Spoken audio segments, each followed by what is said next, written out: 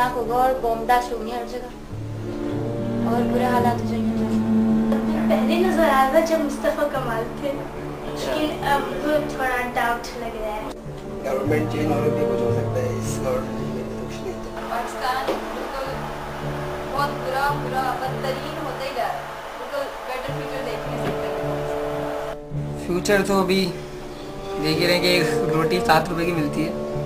बहुत बुरे हालात होंगे पाकिस्तान के, जो है उससे ही बदतर होगा 2-3 साल में।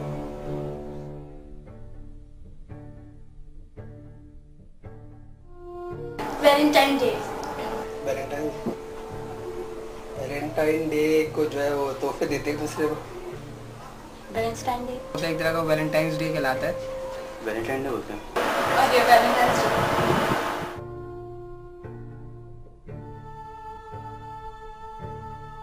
विकी ग्लासियस, जाहिद खान, एक्टर में Aamir Khan, Michael Jackson, Salman Khan, actresses Kareena Kapoor, Shahrukh Khan. Acting अच्छी करता है, फिल्म अच्छी लगती है। कहा जाता नहीं है अभी तक तो। इन पाकिस्तान से रिलेटेड अगर हो वैसे तो फेवरेट पर्सनैलिटी मतलब इंडिया के एक्टर ही हैं अभी तक तो। शाहरुख को एक तो शाहरुख खान, दूसरी करीना कपूर।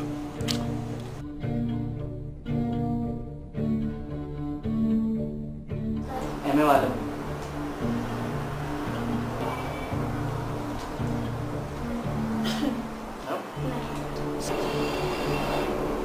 sorry forgot हमारा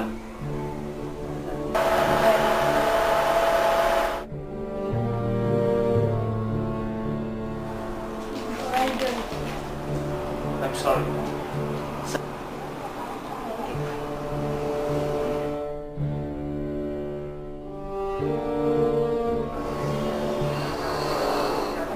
थर्ड मार्च याद है।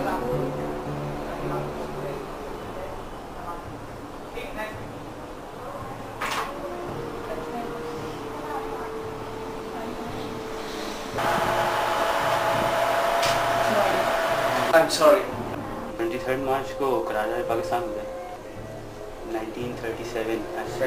इंडिपेंडेंस डे तो नहीं था, होता पता नहीं क्या था, नहीं याद। I think 1938 I don't remember।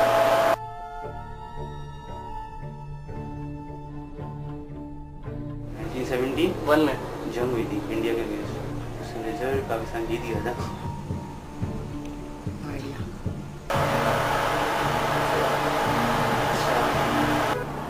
I have no idea about it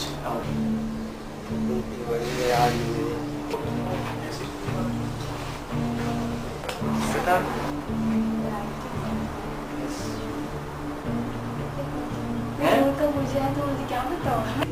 अल्लामा इकबाल की डेथ हुई थी शायद।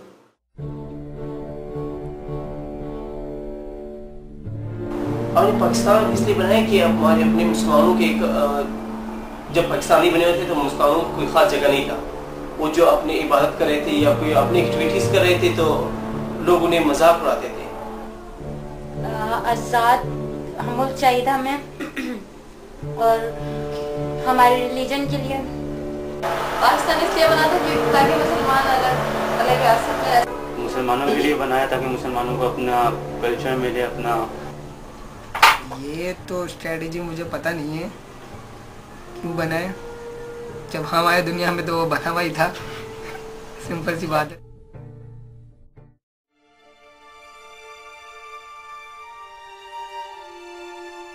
ऐसा क्यों है कि हमारे आइडियल्स और हीरोज़ मूवी और ड्रामा एक्टर्स, सिंगर्स और मॉडल्स हैं और हमें हमारे अपनी उम्मत और अपने मुल्क के हीरोज़ का नाम तक नहीं मालूम।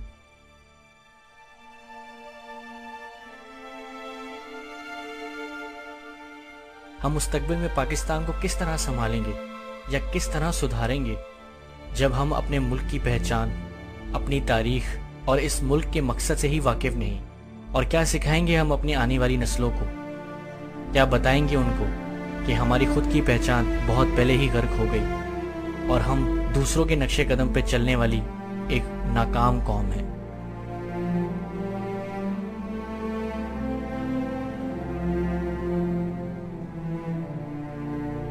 یہ بات درست ہے کہ یہ سب فری میسنز کے بنائے ہوئے نظام کا نتیجہ ہے، لیکن اس نظام کی سب سے بڑی طاقت ہمارے ہی ایمان کی کمزوری ہے۔ آج اس سیکولر نظام کا حامی اور ماڈرن ویسٹرن کلچر کو پوری طرح سے اپنانے والا مسلمان لبرل، ماڈریٹ یا پڑھا لکھا مسلمان کہلاتا ہے، اور ایک اللہ کے نظام سے وابستہ رہنے والا، سادگی اختیار کرنے والا، اللہ کے خوف سے برائی کے خلاف نصیحت کرنے والا مسلمان ایکسٹریمسٹ، فنڈامنٹلسٹ اور جاہل کہلاتا ہے۔ اگر ہم دنیا کی تاریخ پہ نظر ڈالیں تو پاکستان ایک واحد ملک یا قوم نہیں جن کی آئیڈیالوجی کو فری میسنز نے اپنا نشانہ بنایا۔ غور کرنے والی بات یہ ہے کہ چاہے وہ آٹومن امپائر ہو یا مغل امپائر، ہر دفعہ مسلمانوں کے مار کھانے کی وجہ اسلام سے دوری اور اس کی طرف لاپرواہی ہے۔ ہم نے جلوس نکالے، نعرے لگائے، پاکستان کا مطلب کیا، لا الہ الا اللہ، ہم نے دعائیں مانگی جمعوں کے اجتماعات میں، عیدین کے اجتماع میں، اللہ ہمیں انگریز اور ہندو کی دوہری غلامی سے نجات دے تاکہ تیرے دین کا بول بالا کرے، تیرے نبی کا دیا ہوا نظام قائم کرے۔ ہم نے پاکستان، اللہ نے تو وعدہ پورا کر دیا، اور وہ آیت جو ہے سورہ اعراف کی ہے، حضرت موسیٰ سے جب کہا تھا کچھ لوگوں نے، اسرائیلیوں نے، اے موسیٰ آپ کے آنے سے پہلے بھی ہمیں ستایا جاتا تھا، آپ کے آنے کے بعد بھی ستایا جاتا ہے، ہماری حالت میں تو کوئی فرق نہیں آیا آپ کے آنے سے۔ تو انہیں جواب دیا گیا، اللہ تعالیٰ نے جواب دیا، قل اے موسیٰ ان سے کہہ دو، عسیٰ ربکم ان یہلک عدوکم، اب قریب ہے وہ وقت کہ تمہارا رب تمہارے دشمن کو ہلاک کر دے، فرعون اور اس کے لاؤ لشکر کو تباہ کر دے، غرق کر دے، وَيَسْتَخْلِفَكُمْ فِي الْأَرْضِ، زمین میں تمہیں حکومت دے، طاقت دے، فَيَنْظُرَ كَيْفَ تَعْمَلُونَ، پھر دیکھے گا تم کیا کرتے ہو۔ اسی امتحان میں ہم 56.5 برس گزار چکے ہیں، اور ہم نے اللہ سے وعدہ خلافی کی ہے۔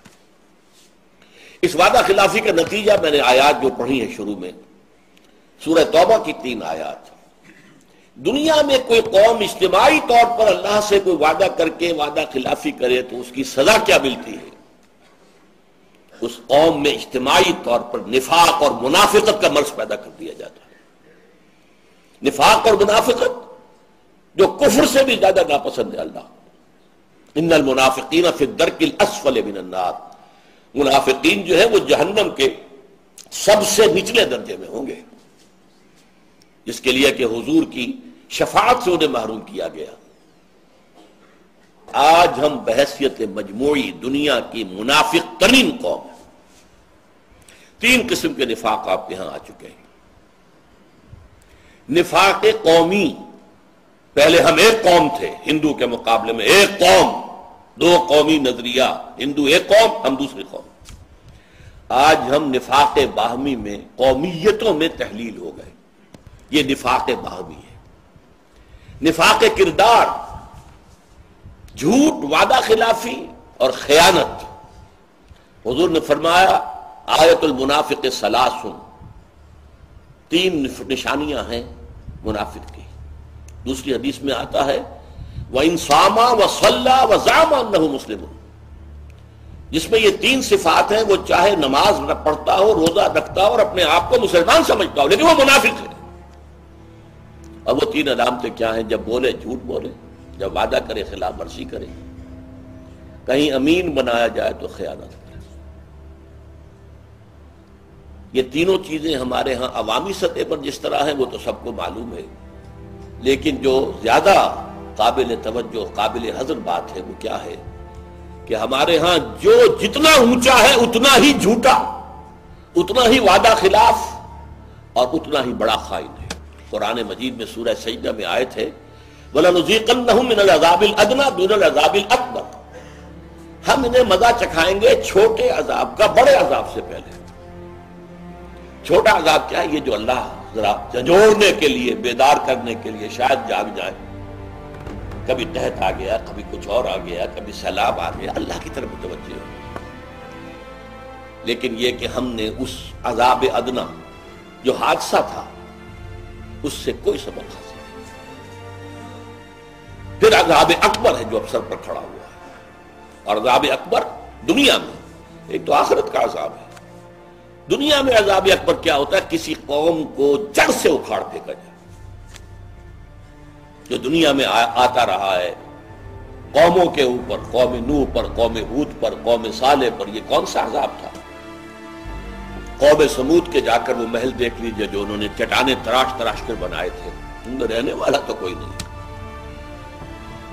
और ये अल्फाज भी आए हैं कि जैसे वो कभी आबाद ही नहीं, कालम यगनौ फीहा, कोई था ही नहीं है। नसियम मनसिया, वो अजाब है अकबर। पाकिस्तान का वजूद नहीं रहेगा, नहीं रहेगा, नहीं रहेगा अगर हमने यहां इस्लाम को कायम नहीं